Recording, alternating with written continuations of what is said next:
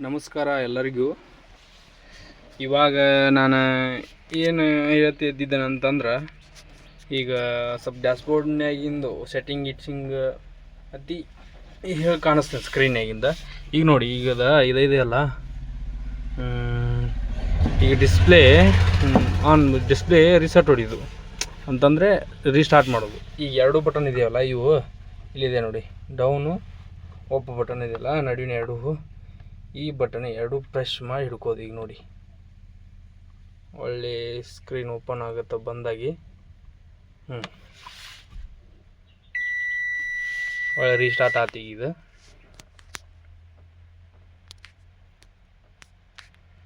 ಒಳ್ಳೆ ನಮ್ದು ಇದು ಸ್ಕ್ರೀನ್ ವೈಟ್ನೆಸ್ ಅಂದರೆ ಜಾಸ್ತಿ ಹಿಡಿದು ಸ್ಕ್ರೀನ್ ಲೈಟಾಗಿ ತೋರಿಸೋದು ಒಂದು ಸೆಟ್ಟಿಂಗ್ ತೋರಿಸ್ತಾ ನೋಡಿ. ಇದನ್ನು ಡೌನ್ ಬಟನ್ ಐತಿಲ್ಲ, ಒತ್ತಿಗೆ ಹಿಡ್ಕೋದು. ಈಗ ನೋಡಿ, ಜಾಸ್ತಿ ಮಾಡೋದು. ಈಗ ಆಫ್ ಬಟನ್ ಜಾಸ್ತಿ ಮಾಡೋದು, ಒಳ್ಳೆ ಕಮ್ಮಿ ಮಾಡೋದು.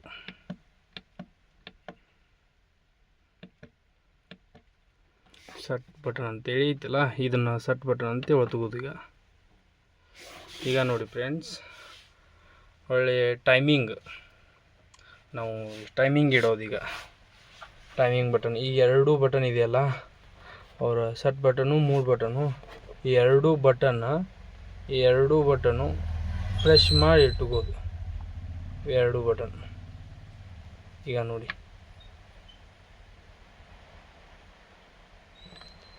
ಈಗ ಎಷ್ಟಾಗಿದೆ? 5 ಆಗಿದೆ. ಈಗ ನೋಡಿ, ಹೊಳ್ಳಿ ಈ ಮೂರು ಬಟನ್ ಇದೆಯಲ್ಲ, ಈಗ ನೋಡಿ ಫ್ರೆಂಡ್ಸ್, ಈಗ 5 ಗಂಟೆ ಆಗಿ ಇಡ್ತೇನೆ. ಈಗ 4 ಆಗಿದೆ ಟೈಮ್.